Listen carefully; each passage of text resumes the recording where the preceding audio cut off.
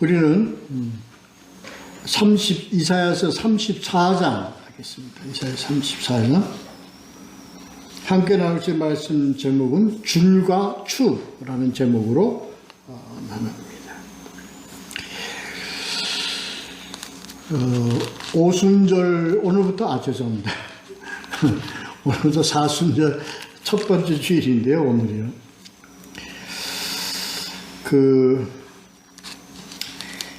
특히 오늘 이 말씀이, 사순절과 어떤 연관이, 다 연관이 되는 거겠지만, 특히 오늘 말씀은 사순절과도 같이 연결되는 그런 말씀으로 우리가 볼 수 있겠습니다.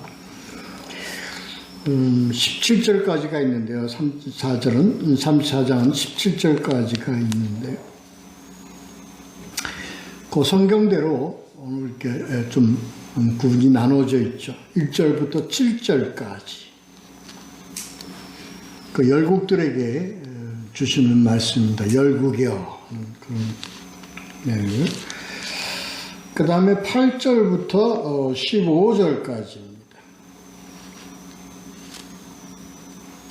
그러니까 하나님께서 이제 보복과 신원을 하는 어떤 그 내용이 기록되어 있습니다. 그 다음에 16절, 17절,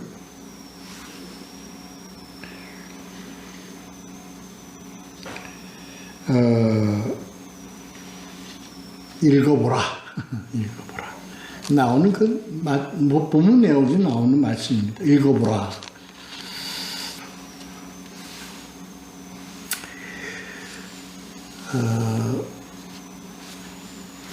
열국이여 이렇게 시작하는 내용 말씀. 모든 세상에 하나님께서 전하는 말씀입니다. 선포하는 말씀입니다.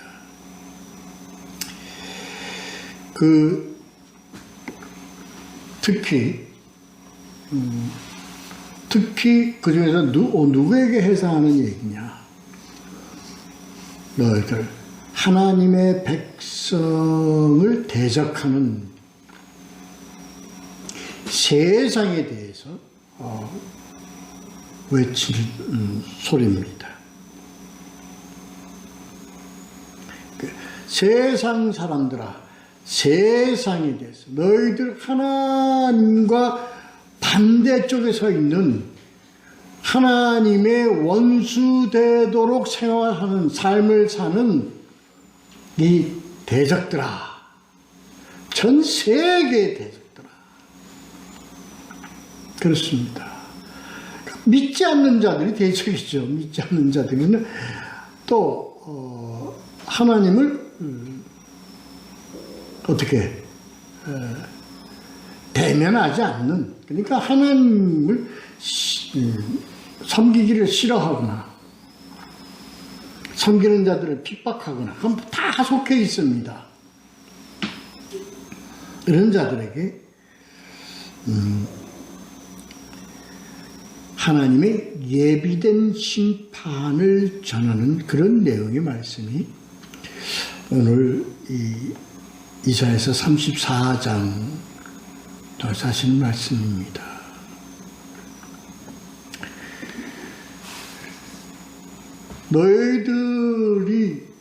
내가 너희들을 인내하고 너희들을 내가 나의 진노를 참고 기다렸지만 이제 그때에 내가 너희들에게 심판의 모습을 보여주겠다 하는 것입니다. 거기에 그 심판의 대상, 보여주는 심판의 대상이 에돔입니다. 오늘입니다. 그래서 에돔을 어떤 모양으로 심판에 가는 어떤 그런 내용들이 쭉 열거되어집니다. 그리고 그 에돔을 심판해서 멸망 한 그 에돔을 다시 하나님께서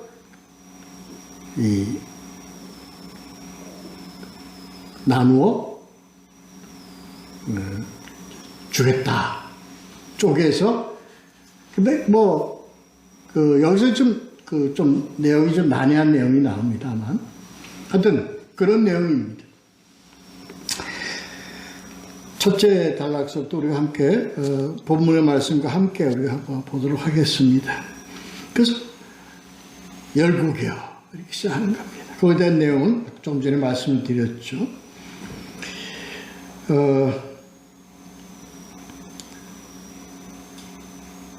열방을 향하여 진노하시며 는 겁니다.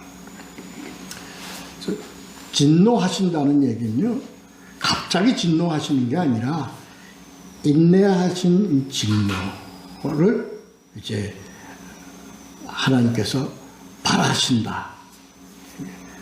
이제 진노를 드러내시는 겁니다. 그러니까 쭉 지금 진노를 쌓아온 진노, 하나님의 이거 참문 이 진노를 이제는 어떻게 하나님께서 바라시는 내용이 그런 말씀입니다. 진노하시며 열방을 향하여 진노하시며 그 세상에 대한 진노입니다.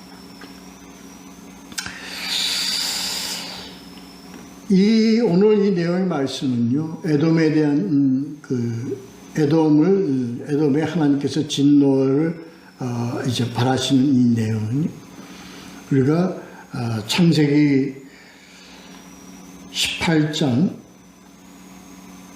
이 소돔과 고모라에 대한 그 하나님의 심판과 좀 연계시켜 볼 지금 내용들이 그런 내용과 지금 평행선을 그으면서 지금 가고 이런 내용들이 나타나지고 있습니다.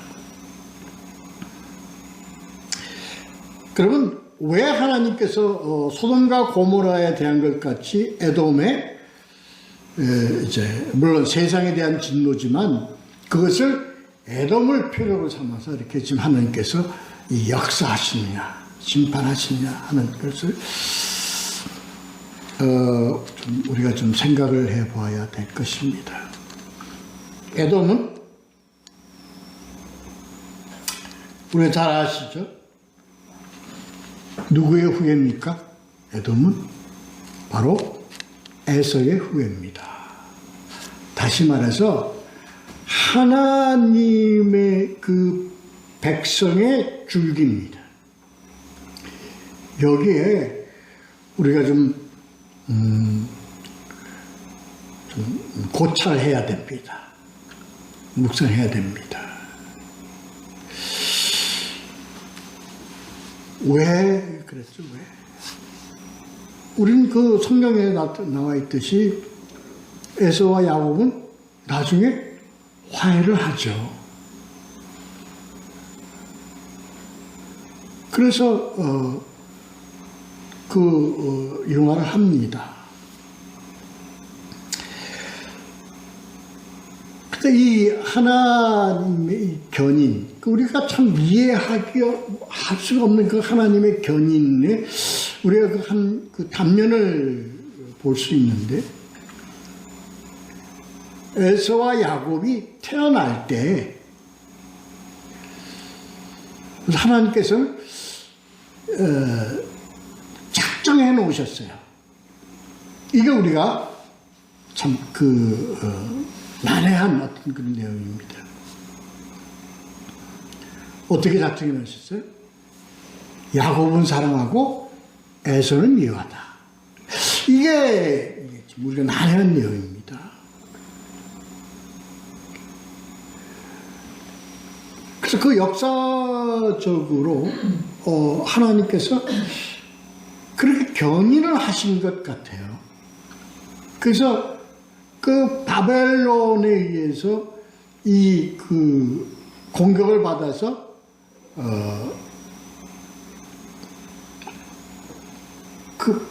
유다가 멸망할 때 어떻게 해서 에돔 에서의 후예가 만든 이 에돔이 합세를 합니다. 바벨론에 붙어서. 그래서 예루살렘, 유다가 망하는데 어떤 그런 한 역할을 하게 되죠. 이게 이제 물론 그런 관계로 그게 원인은 아닙니다. 그게 원인이 아니고 그 죄에 대하여 심판하는 거죠. 그러니까 소돔과 고모라와 같이 죄에 대한 심판입니다. 그러니까 어떤 죄에 해당되느냐 하는 것이 오늘 이 에돔을 하나님께서 징벌하시고 심판하시는 그 이유로 하나님께서 뒀습니다. 그 본문 후로 가면서 우리가 볼 수가 있겠습니다. 그래서 소돔과 고모라에서 창세기 18장 20절에서 뭐예요? 소돔과 고모라가 어떻게 돼? 죄악이 심히 무거우니에요. 그러니까 이 죄악은 어떤 죄악으로 봅니까? 어떤 죄악으로 봅니까? 그러니까 소돔과 고모라의 죄악이 무슨 죄라고 이렇게 정확하게 지적되어 있지 않습니다. 창세기를 쭉 봐도 그렇습니다. 그러면서 하나님께서 막 죄악이 심히 무거우니라고 하나님께서 그렇게 말씀을 하시고 그리고 심판하시죠. 유황과 불로 심판을 하십니다. 그래서 우리는 이 죄를 어떻게 봐요? 하나님께 대적하는 죄다. 이렇게 우리는 단정을 지어야 합니다. 그러니까 무엇으로 대적하느냐? 이 대적의 모양은 여러 가지가 있습니다. 우리가 성경책에서 보면 하나님 대적하는 것은 뭘 하면서 하나님을 율법에 나타내는 말씀대로 하나님 망령되이 일컫고 그리고 하나님을 위한 것이 아니라 자신을 위해서 우상을 다른 형상을 만들어서 우상으로 섬기고 등등등등 많은 죄가 있죠. 그러한 죄들로 인한 그 죄들이 심히 무거운 것으로 우리는 판단을 해야 될 것이다. 그 중에 에돔은 하나 더 죄의 형제에 대하여 형제를 배신해서 형제를 괴롭히고 형제를 멸망하는 데 역할을 담당한 죄. 다시 말해서 형제를 미워한 죄라고 우리는 생각을 해볼 수 있습니다.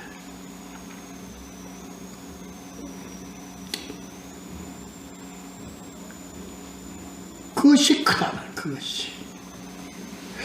왜 이걸 우리가 말씀을 드리냐. 그래서 하나님이 진노하시고 하나님이 심판하시는 그 대상의 대상은 하나님의 백성으로 하나님의 백성을 배반한 죄입니다.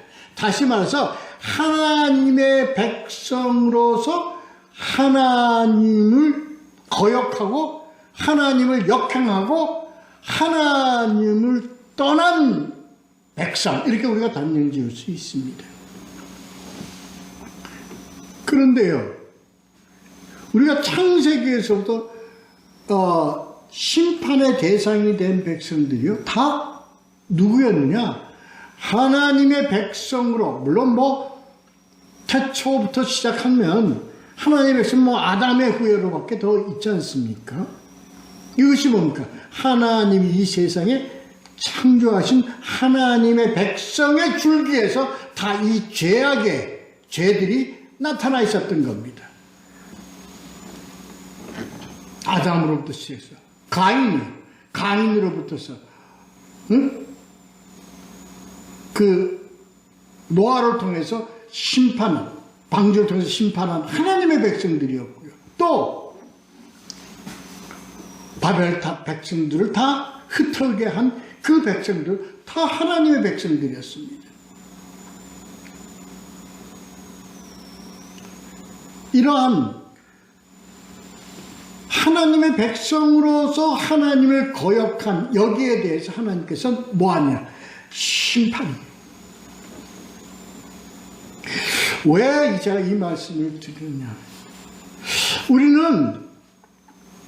우리는 하나님의 백성이기 때문에 우리는 하나님의 진노에서 우리는 열에다 벗어나 있다고 생각하고 있기 때문에 오늘날 교회는 교회에 모이기만 하면, 교회에 속하기만 하면 진노의 대상에서 우리는 구별되어 있다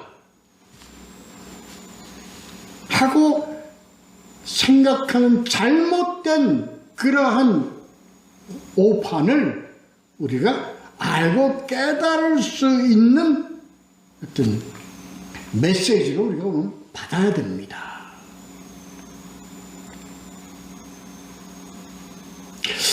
왜 그럴까요? 왜? 우리가 그동안 본 그 말씀은 하나님의 공의는 무엇을 위한 것이었다고요? 구원을 위한 공의입니다. 하나님의 손 붙잡아서, 그래서 하나님이 이 복음서에서도 나중에 다 뭘로 표현합니까? 그물에 그물로, 그 다음에 이게 뭐라 그래? 채, 이런 걸로 표현하는 그 이유가 그렇습니다. 징벌은 뭐를 위한 거야? 알곡을 건지기 위한 겁니다.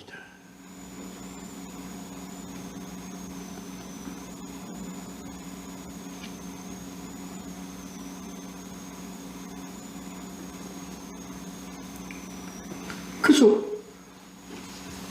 무엇이 알곡이다, 무엇이 하나님의 건짐을 받는, 구원을 받는 대상이 되느냐는 것을 오늘 이 말씀을 통해서 우리가 다시 한번 우리에게 깨닫게 해주시고 나타내 주시는 겁니다.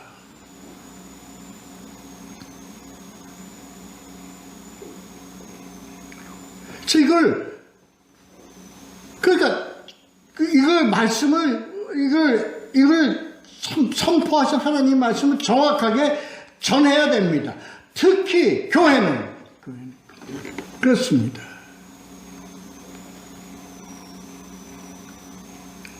왜 이렇게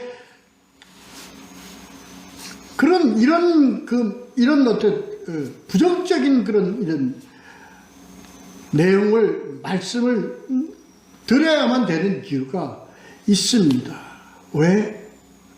알고 깨닫게 해서 다른 구원의 대상자들을 우리가 깊이 깨닫게 해주고 그 길로 바로 돌아올 수 있도록 채찍질해야 되기 때문에 그렇습니다.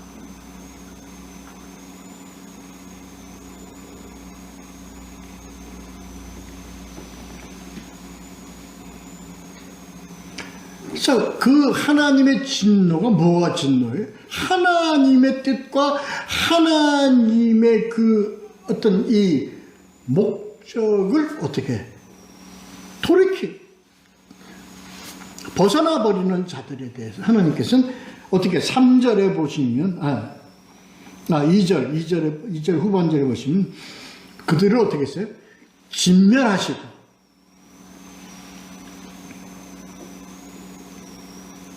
살육당하게 하셨은즉 공의가 이게 공의입니다.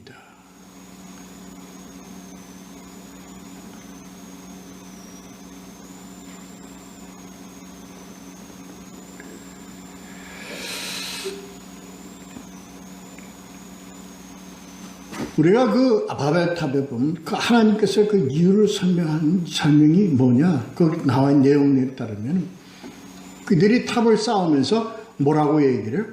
우리가 하늘을 닿게 해서 우리를 보호하자. 우리가 흩어짐을 면하게 하지 않고 우리 스스로 우리를 보호하자. 우리 힘으로 이 얘기입니다. 하나님의 주권을 포기하는 겁니다. 하나님의 주권을 배반하는 겁니다. 하나님의 주권을 배척해버리는 겁니다. 이게 원인이 됐어요.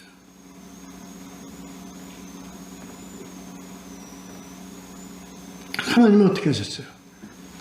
이를 세상에 흐트려 버리셨어요.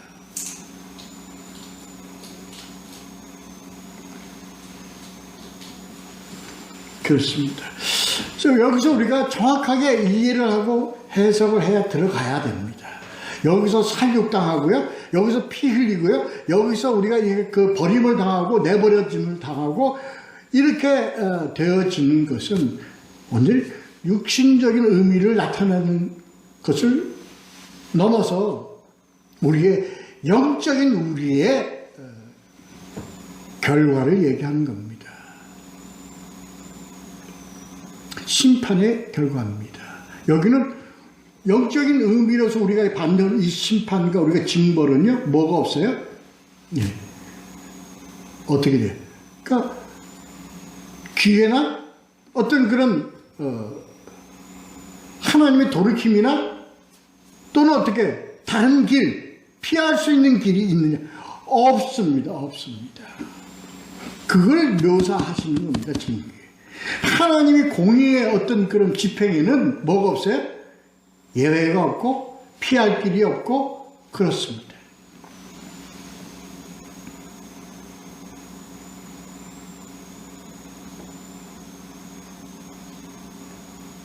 영적 사망한 자를 위해서 산자가 기도한다고 해서 영적인 사망한 자가 회생하거나 돌이키거나 안 됩니다. 그게.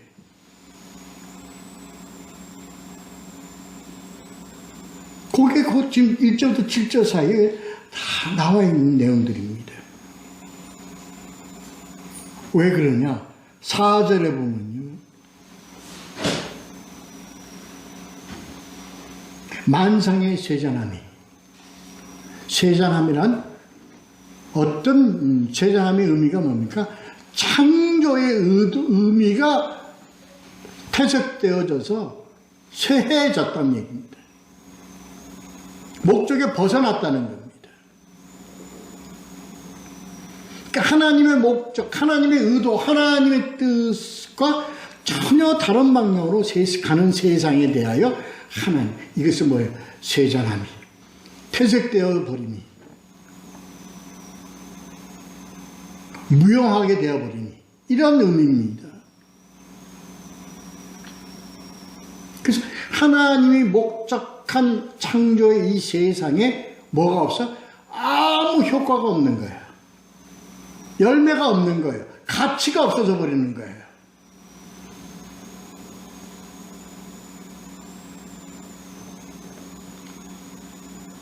하나님께서 이 세상을 사랑하사 하나님께서 하는 이 목적대로 이 세상을 너희들이 평안하고 그 다음에 너희들이 자유함을 얻고 너희들이 마음껏 누리고 살 수 있는 안식의 어떤 세상이 뭘로 가버렸어요? 불안과 초조와 살육과 전쟁과 피임과 미움과 이런 세상으로 가는 이것을 어떻게 세잔함 이렇게 표현하시는 겁니다. 열매가 없는 세상이 되어버리는 겁니다. 어느 쪽에서 하나님 관점에서 봤을 때 이건 열매가 없는 겁니다. 아무 하나님이 세상을 창조하신 어떤 목적과 뜻과 아무 관계가 없는 더럽고 추하고 악하고 모함하고 이런 세상으로 흘러가고 있는 이 세잔함,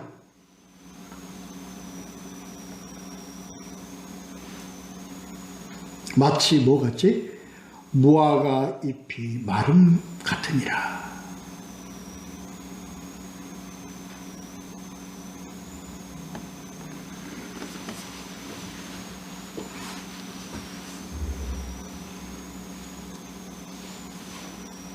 마태복음 21장 19절에 예수님께서 똑같은 말씀을 하시죠. 무엇까지? 무화과 나무 열매가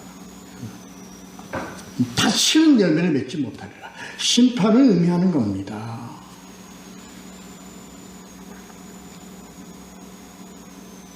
왜 하나님의 창조의 목적이 열매로 아름답게 열매가 맺어져야 되는데 열매가 아니에요.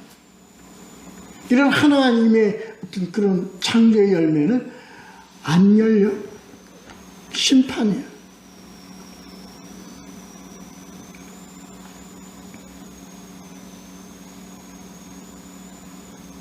그래서 멸망. 뭘 삼아? 5절. 에돔 위에 내리며 하나님의 심판의 칼이 에돔 위에 내리며 한 백성 위에 내려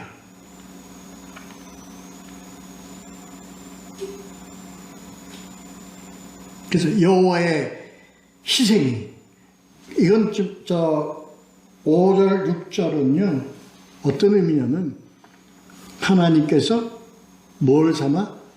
제물 삼아 하나님의 제사의 한 형태를 나타냅니다. 거기에 제물이 뭐가 됐어요? 에돔이 된 겁니다. 피를 흘리게 해서 희생제사로 삼은 것과 같이 여호와를 위한 희생이 이 희생은 누구를 위한 희생이에요? 여호와를 위한 희생입니다.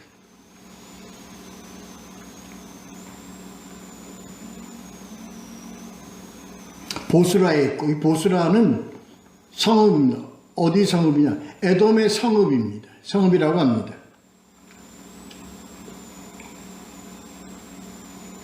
그래서 그 에돔에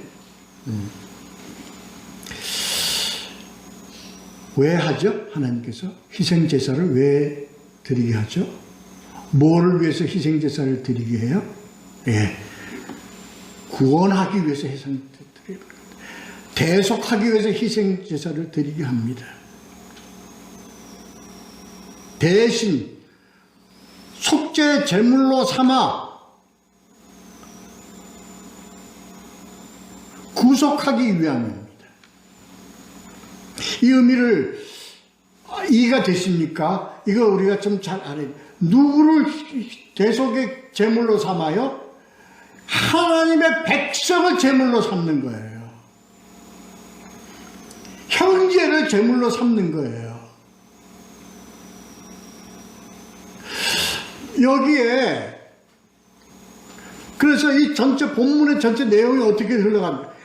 희생의 제물로 삼아 세상의 각종 그 동물 그냥 두더지가 아니고 뭐 뒤에 나옵니다. 이제 8절서부터 15절 사이에 나오죠.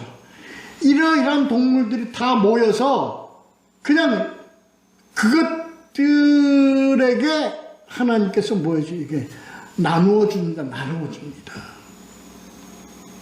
여기에 우리 성경에서 나타내는 복음의 참된 의미를 우리가 이걸 찾아내야 돼요. 깨달을 수 있어야 돼요. 전체 34장을 통해서 하나님께서는 세상을 구하고 세상을 우리가 구하시기 위해서 누구를 도구로 삼아요? 하나님의 백성의 형제를 도구로 삼아요. 그래서 제사로 받으셔서 무엇을 구하십니까? 세상을 구하십니다.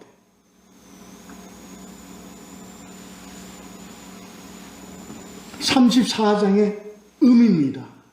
34장에 나타내시고자 하시는 의미입니다. 이걸 이제 에돔을 본보기로 삼아서 아버지께서 이제 이루어 나가시는 세상에 대하여 심판과 구원의 역사를 어떻게 이루어 가시겠다는 암시로 나타낸 하나님의 예언의 말씀입니다.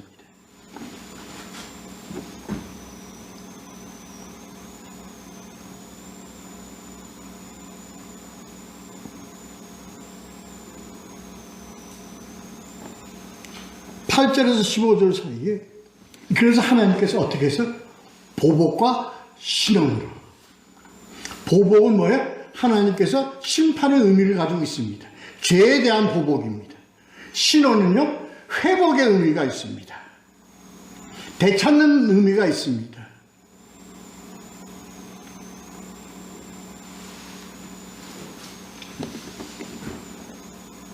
팔 절 한번 볼까요? 8절.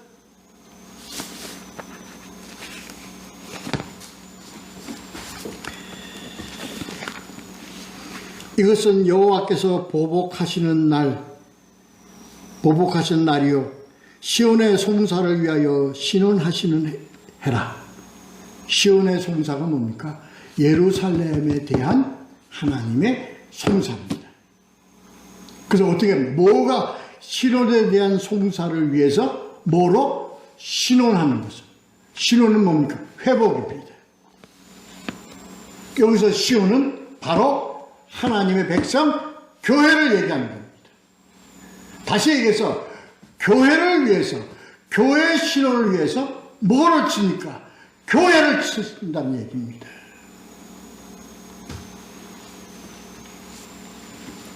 이걸 우리가 깊게 우리가 받아들여야 돼요. 깊은 깨달음이 있어야 돼요. 그래서 뭐를 하게 합니까? 교회를 뭘로 만들어요? 에돔과 같이 교회가 하나님의 백성을 오히려 사랑하는 것이 아니라 미워하게 만들고 백성들을 핍박하게 만들고 백성들을 뭐하게 만들어요? 거짓하게 만드는 이러한 교회로 뭐를 택했어요? 하나님이 이 교회를 택한 거예요. 뭘 택한 것 같이? 에돔을 택한 것 같이.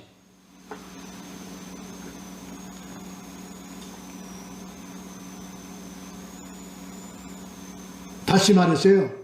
하나님께서 제물로 뭘 제물로 삼아요? 이방인을 제물로 사는 거 아닙니다. 뭘 제물로 삼아요? 교회를 제물로 삼습니다.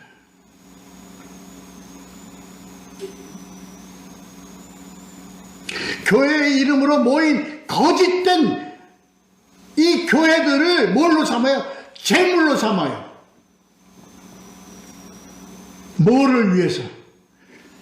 교회, 시온의 송사를 건져내기 위해서, 교회를 살리기 위해서. 이 의미 이해가 되십니까? 이 의미? 이건 마치 뭡니까? 하나님께서 우리 제발 세상을 구원하시기 위해서, 세상을 구속하시기 위해서 누구를 죽이십니까? 누구를 죽이시냐고요?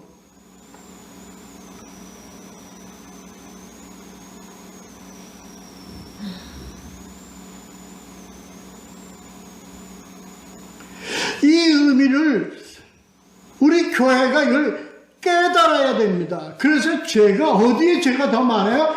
지금 우리 교회에 죄가 더 많습니다. 이건 뭐예요? 하나님께서 제목을 만드시기 위한 거예요. 하나님이 우리 교회가 얼마나 더럽고 하나님의 백성이라는 자들이 얼마나 가식적이고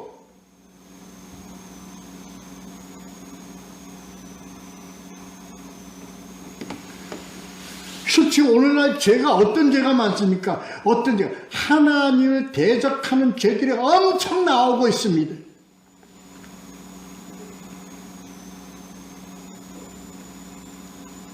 그 중에 가장 큰 것이 뭡니까? 복음으로 전하는 것이 아니라 복음을 거짓으로 전하는 것.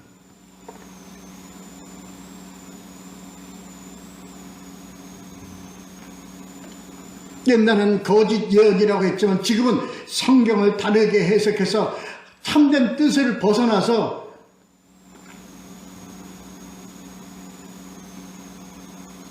그래서 자기들이 죄의 도구로 삼는 거예요. 음란과 부패와 부정과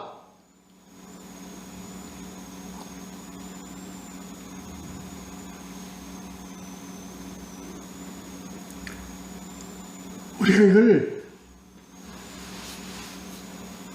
깨달아야 합니다. 왜 이렇게 하나님의 참 우리가 상상할 수도 없는 이런 하나님 이 방법을 왜 택하실까요?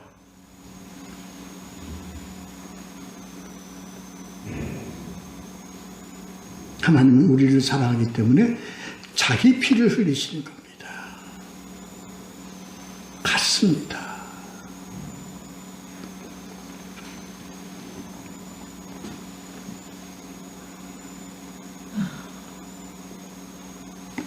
그래서 에돔의 시내를 하여튼 소돔과 고모라 같이 만들어버리는 거야.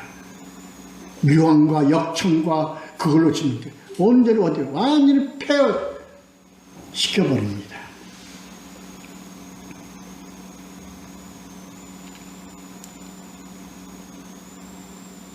이것은 바로 환난의 줄과 공허의 추를 들여오실 것이요. 이러한 하나님의 역사는 어떻게 뭐다? 줄과 추예요. 줄과 추의 개념은 뭡니까? 정확도입니다. 정밀도입니다. 다시 말해서 하나님의 줄과 추는 한치의 오차도 없이 이루신다는 하나님의 의미, 뜻이 들어가 있는 용어입니다.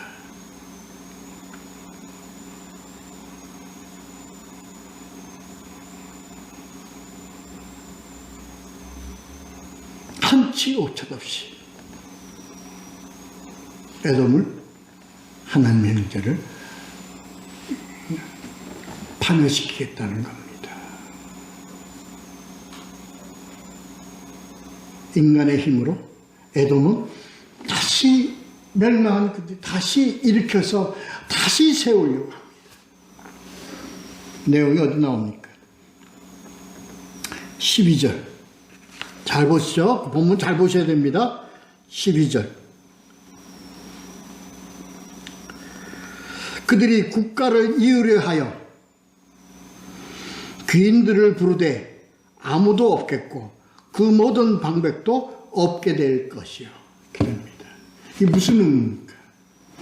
아니 우리 인간의 힘으로 다시 국가를 일으키자, 다시 세우자, 하나님의 징벌에 대해서 다시 일으키자.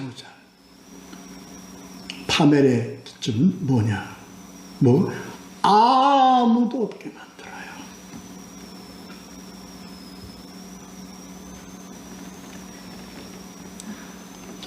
지도자와 리더와 그 다음에 방백들, 관리자들, 능력 있고 나라를 구할 만한 그런 능력을 가지고 있는 자들 아무도 없게 만들어버려요.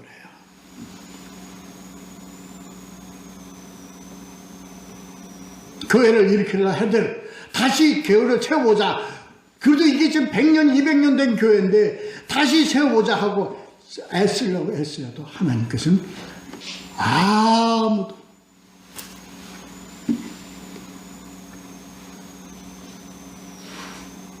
하나님의 뜻이 아니면, 하나님의 허락하신 거, 하나님의 인도하심이 아니면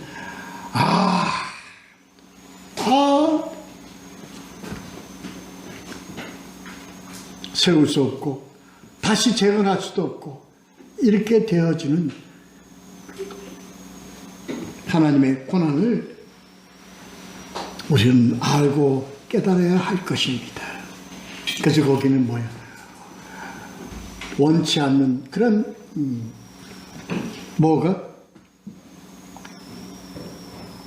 들짐승과 솔개들, 부엉이들 이런 것들이 모여서 집단 서식하는 폐허된 곳으로 아예 만들어버리는 겁니다. 다시는 국가로 세워질 수 없는,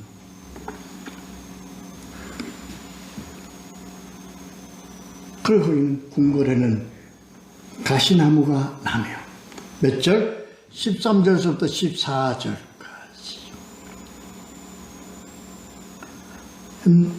마치 창세기 3장에 죄로 인하여, 인간의 죄로 인하여 하나님께서 이 땅에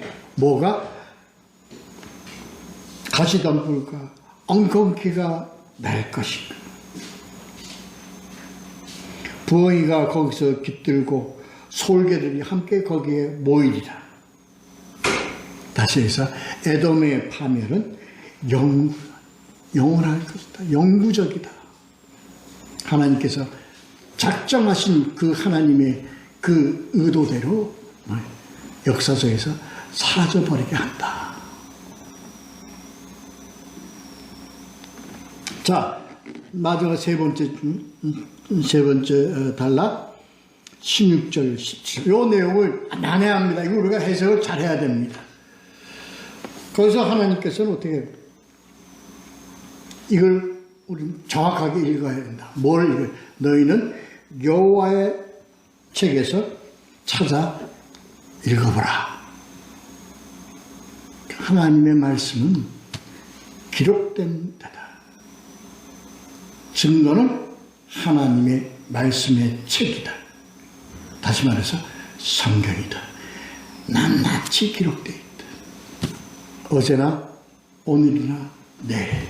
오늘의 이 사건은 내일의 이것을 비춰볼 때 정확하게 하나님의 역사는 하나님의 줄과 하나님의 주로 정확하게 이루어지도록 하나님께서 역사하셨고,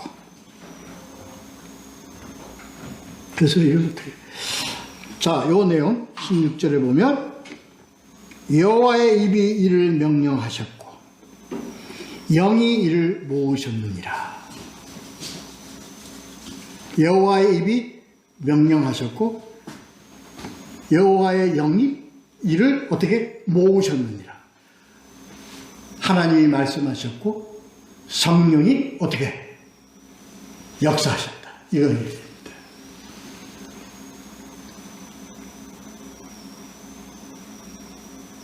선지자를 통해 하나님의 말씀은 주어졌고, 그리고 성령으로 이것이 어떻게 돼? 증거할 때. 참, 이 내용에 참 깊은 의미를 우리는 잘 알아야 됩니다. 하나님이 제불을 뽑으시며 줄을 띄어 나누어 주셨으니, 이게 하나님께서. 몇 절? 17절에. 하나님께서 택해서 정확하게 하나님께서 인도하셔서 어떻게 이것을 다 지경을 나누어 주셨다.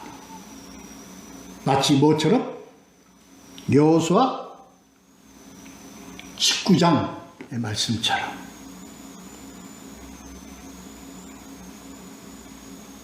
가나안 땅을 정확하게 하나님께서 뭘 나누어서 어느 지파에게 어느 지파에게 나누어 주셨다. 내용 거기는 어떻게 돼? 영원 차지하며 대대로 거기에 살리라. 이것은 세상에 대한 의미라는 것을 우리가 알아야 됩니다. 이게 어떤 의미, 나누어 주었다는 데 의미가 있는 게 누가 이렇게 하셨냐? 하나님이 그렇게 하셨다는 거예요. 지경을 다 세상에 다 나누어 주셨다.